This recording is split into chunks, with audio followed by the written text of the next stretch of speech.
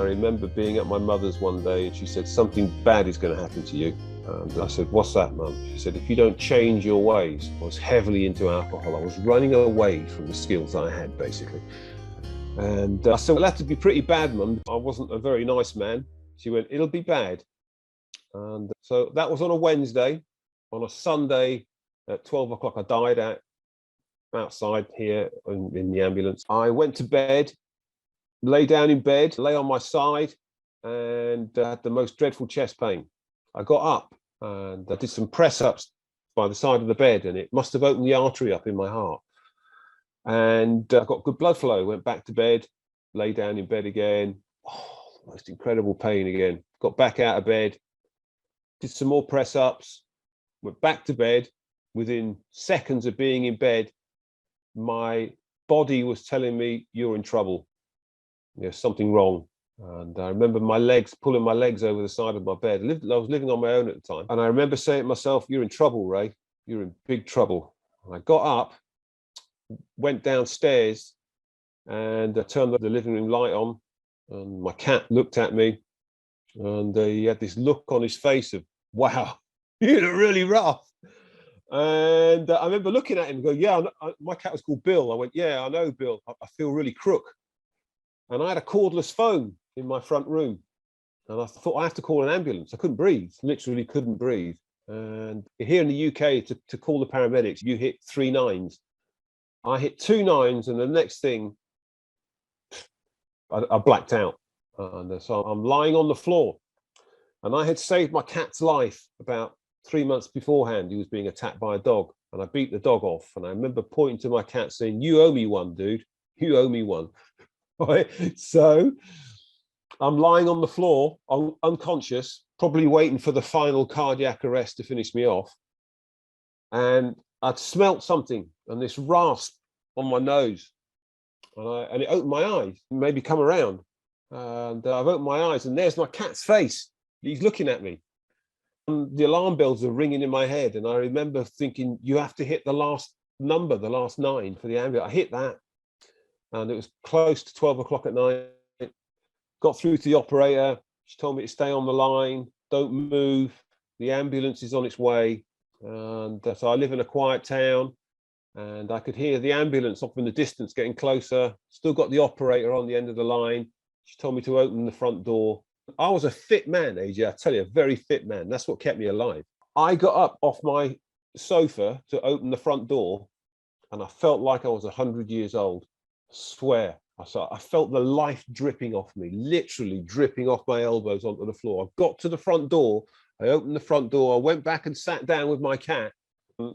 I drifted in and out of realities, to be honest with you. The next thing, the paramedics, they pushed the door open. And they came in with their great big box light. There was a man, a male and female.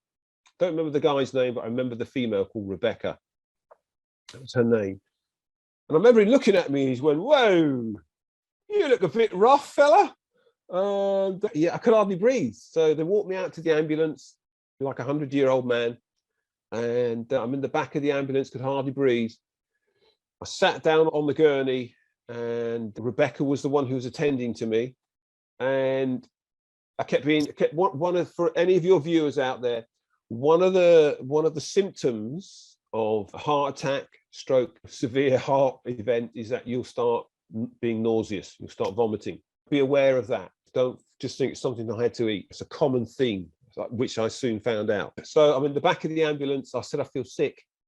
So she gave me a sick bowl, and I started to be sick. And she looked at the sick bowl and she went, no wonder you don't feel well. And I gave her the bowl back, and she turned her back on me. And it was at that moment where I thought, and this is the truth, I put my chin to this shoulder, and I remember saying, if ever there's a time to check out, Ray, now's that time. And so I was consciously aware of what was coming next. And I put my chin on my shoulder, and the next minute I was on the other side. Bang, I'd left my body.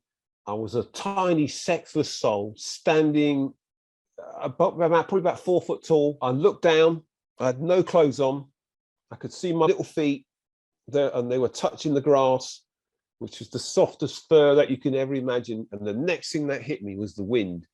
It came from my right and it ran through me, went all the way through me. I felt it. I felt every drop of that breeze run through me. And I felt safe. My surroundings was, I remember the grass was really green. So everything was a heightened color. And you've got to bear in mind that they haven't given me any drugs yet because I've just gone. But I've been there before because I had this heart issue. I didn't identify. I thought they were dreams, but they weren't. And a girl who I used to date used to say to me, you freak me out at night because you stop breathing and then you start breathing again. And I thought I must have been dying and then coming back. And so there I was, and I've met these people before. There was 2 men and 3 women, and the surroundings, it was like I was almost in something like, I would say it was an open space. I couldn't see any buildings. To my right, there was something that looked like a classical Greek building just to my right. And everything was white. Roads were super white. The sky was the bluest blue you've ever seen. Everything felt so welcoming. It was just, and I'd never experienced. I've got no. Back in my early days, I'd done an awful lot of hallucinogenic drugs, so I know the difference between where I was and what I was seeing. I knew how to talk about it. I knew how to process it. So I knew that I was coming back. But I had to fill my boots before I came back with what I was seeing. And so I was aware of that. And I stood there and I remember thinking, where are they going to send me to get my wings? That was the truth. I couldn't believe I hadn't thought that when I was there. And there was 2 men and 3 women up ahead in front of me.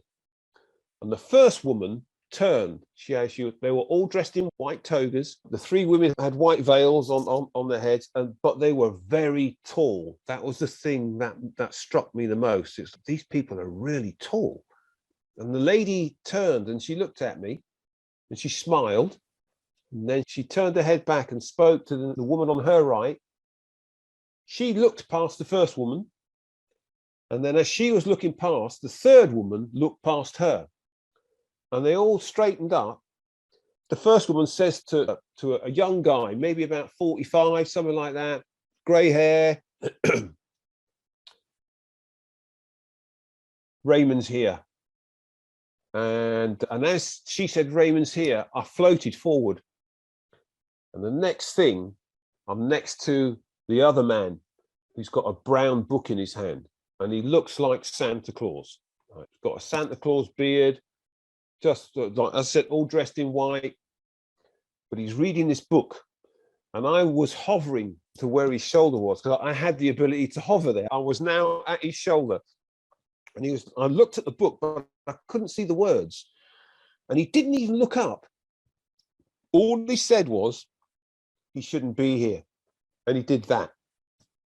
And bang, I was back in my body. I come back, I wake up, but they haven't resuscitated me yet. So this is the other thing. I've come back of my own accord. And as far as they've got is that they've cut my t-shirt open. And they're prepping to resuscitate me. And I've woken up. Right, and I've propped myself up on this elbow, on my right elbow, and I'm looking up at her. And the first words that come out of my mouth were, I'm really sorry about that. She said, why are you sorry? I said, I was just on the other side there. And she said, do you go on the other side a lot, Ray? Because I didn't know that I didn't know that I'd actually died. I genuinely didn't know. I didn't understand the connection between the two. She said, do you go on the other side a lot, Raymond? I said, yeah, I do. I said, I come from a family of seers. If you park the ambulance, I'll make you a cup of tea and I'll tell you all about it. She looked at me. I'm looking up at her. She looked down at me. She went, no, Ray. And there was a clock to my left, an electronic red LED clock. She reached across me. She flicked it with her finger. She said, you see this clock? I've looked to my left. I went, yeah. She said, you died at exactly 12 o'clock, Raymond. She said, all of the clock went to 0. When we heard you flatline, because they had me like all the probes on me, she said it was 12 o'clock. And she went, and I've never seen that before. She said that was new to me. And so, okay. I'm thinking, don't say anything. If they've obviously got it wrong, they've come to the wrong house, they've picked up the wrong patient. and they're going to take the wrong patient to hospital. So I'm feeling all right. I am feeling great, to be honest with you. I'm thinking, I don't know what all the fuss is about, but it'll all be over in a couple of hours, Ray. They'll understand they've made a mistake, and you'll be back home by the sun comes up. We pulled up outside the hospital, which was pretty local to me. And again, really surreal to be in the back of the ambulance and seeing the blue lights flash off all of the windows of the houses as you flash by, and wondering why you're in the back of the ambulance. So I'm trying to comprehend that. What's going on? I know something's happening to me and I don't quite get it. And then at that point, the ambulance, I heard it back up. I heard the beeper going beep, and then the doors, bang, the doors are open. And then everyone was I got bounced out of the ambulance. I heard them say 47-year-old male, cardiac arrest in the back of the ambulance, been resuscitated. We've given him this, we've given him that. And I'm thinking, they got it all wrong. You've made a big mistake. And I'm watching, AJ, I'm watching the fluorescent lights go over my head. And everything's quite calm up to this moment. And then I'm in the ICU room, and it's just like my world had been turned inside out. I get taken off the trolley and I get put onto a gurney. And I don't know how many people are in the room, maybe 6 or 7, something like that. And that's when they started. I must have died again. That's when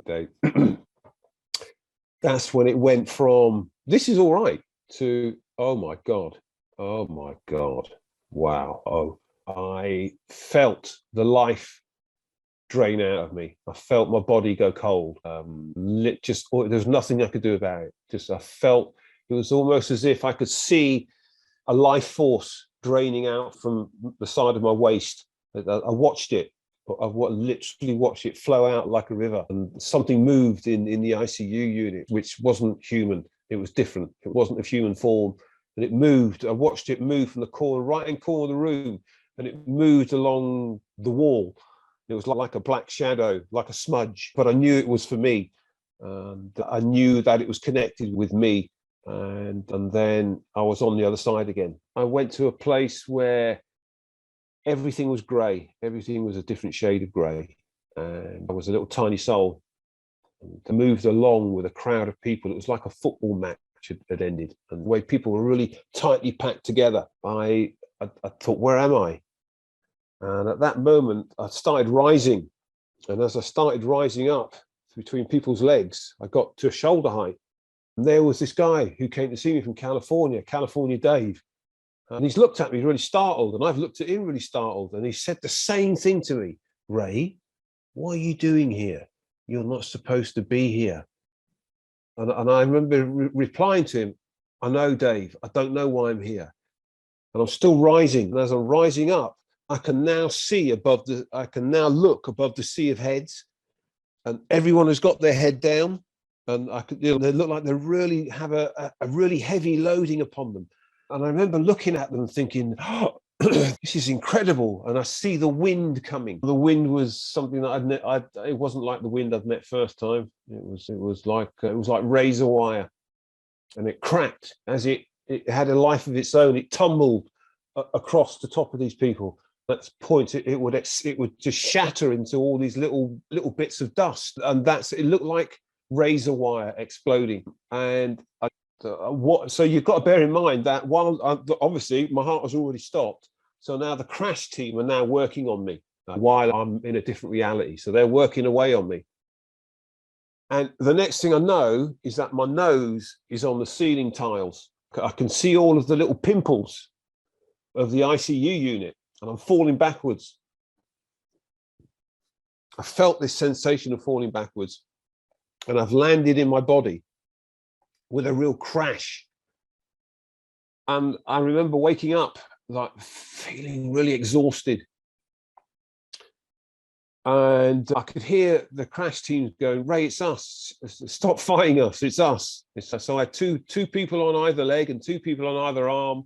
And I remember swearing at them, telling them, asking them what the hell did they think they were doing to me? Let me go. And then what happened? I went again, bang. But this time I didn't go anywhere. What I did, I ended up sitting on my forehead as a soul. And I remember feeling how cold my forehead was, clammy and cold. I'm now sitting on my forehead, and I'm looking down at my body, and I can see the crash team working on me. And what really struck me, sounds peculiar now, was when they were working on me, my body flopped from side to side. It had this kind of, as I said, the soles of my feet are on my forehead. And as a soul, I'm looking at everything. And there was one of the members of the crash team. He was the guy who was resuscitating me. And so I'm on my forehead, I'm hunched up, and I've looked, his name was Barry. And I've looked at him, and I can't remember what number this was, like of where they were resuscitating. He was getting on for the 10th, because I felt that they were about to give up. He stopped, and before he hit me with the boom again, he looked at everybody else, and I've looked at him, and this is what he said: if this doesn't bring him round, nothing will. And I remember looking at him going, he doesn't know that this is going to really hurt me. And I tell you what, that defibrillator, oh, wow. To be hit with that is another thing. To be hit with it so many times as I was another thing. And he hit me with it, and I remember being sucked back into my body. And I woke up. And the lovely Irish nurse, her words were to me, she said, "It's good to see that smile again." And I said, "Is it over?" And she said, "Yes, yeah, it is. It's over." And so what had happened, they'd now wheeled me out of the ICU unit. There was a couple more, but nothing as dramatic, nothing as sexy. There's a few more where I've fallen back into my body. I remember that. And by that time, I knew what was going on, AJ. I knew that my mother was right. I got put onto the ICU unit, and the next morning, the paramedic, Rebecca, who first off was there when my first passing, I seen her come in onto the unit from the corner of my eye, and she came with another friend, and I heard her say to her friend, "There he is. I don't know how he's still alive. This is the bloke I'm telling you about." So she stood right next to me, and she was blown away. I don't know who was more blown away, me or her. She said, "We can't believe you survived." She said, "One, we thought was going to come to a body, because normally that's what happens. We don't come to anyone who survives." She said, "You lived on your own." So she said, and that was like even more mind blowing. How did you, she said, "Who made the telephone call to the emergency services?" "No, I did." She was like, "No, you didn't." I went, "No, I did. It was me." I said, "There's no one in the house other than the cat." Right. So she was like, "Wow." And then she said, "We were parked up around the corner, literally around the corner, and we never parked there." She said, "So she said, it's all parked there anyway. And then your call comes in, your shout." And she said, "Yeah, and we expected you not to make it." She said, "And then you had the experience where, in effect, you took your own life." And she said, "But when you came back," she said, "that's what, we hadn't even intervened yet, but you came back." So that's why she said, we took off as fast as we could from your house, because apparently they can't drive while resuscitating you. They have to stay where they are. Once you'd brought yourself back, we kept an eye on you until we got you to the hospital, and that's when it all started again. And okay, so she was blown away by that. And then the next person to make an appearance was the man who said, "If this doesn't bring him round, nothing will." And he came to see me too. But he was even more blown away than the paramedic. He said, "I'm telling you now," he said, "you were verging on the miraculous." He went, "I ain't never seen nothing like that before." He went, "Some of the things that happened in that theatre, I just don't understand." But he didn't tell me what. I said, "Can I ask you a question?" I said, "I sat on my forehead and I seen you with the defibrillator, and this is what you said." He went, "That's what I said." He said, "Because we were at that point of we'll give up." He said, "But something made us bring you round again." And he went, "And that was the turning point for you." So we've resuscitated people, but not that amount of times. And he went, "And what gets us the most," he said, "is that your brain has taken a hit. We can see that." He said, "But nothing the way it should have been." So it wasn't just, AJ, it wasn't just surviving it. It was actually trying to process what happened. Why did I survive? What did they mean? We were verging on the miraculous. He actually swore to me, and he looked left and right. He went, "I'll tell you something, you are bizarre."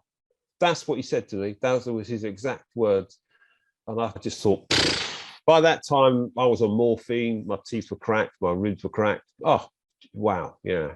So this is what I try to give, that perspective of, it's not, I'm sat by Jesus, and pretty frightening, to be honest with you. And many of us are suffering the same. Many of us are really feeling this. So it's not an easy thing. I'm a registered healer, which I am here in the UK, which allows me to work in hospitals, because our hospitals recognize registered healers. And I can tell the ones who have reached the glass ceiling. I know the ones who are traumatized by their event, because I'm a trained counselor and I'm a trained psychotherapist. It's my job to know that. It's my job to recognize these themes, because I operate in fields that I only have experience with. So I often tend to find those who are argumentative with me are very much lacking in experience. I met Yvonne Casson at a conference in Pennsylvania in 2019, I believe, or 2020, one of the two. And it was the first time that I'd met her. And about further a year down the line, she started up SAI and asked if I would like to be involved in helping others. And I jumped at the chance, to be honest with you. So that's how I've met them. I've met Robert Bear and some of the other boards of directors. So superb. It's a great group, very helpful for others who have been through the kind of things that many of us survivors have been through. So it was a real pleasure to help out, to be quite honest with you. And I do whatever I can, however the mind is working. So it's a lovely working relationship, I must admit. I get on very well with SAI, and they do some amazing work. So that's been really good. I've enjoyed working with them and still do. We hope you enjoyed the Spiritual Awakenings International highlights on the AJ Parr YouTube channel. Spiritual Awakenings International hosts 3 live online events each month, focused on all types of spiritually transformative experiences, with both speaker events and experiencer sharing circles in English and in Spanish. To learn more, please go to our Spiritual Awakenings International YouTube channel and website. That is spiritualawakeningsinternational.org. We hope to see you there.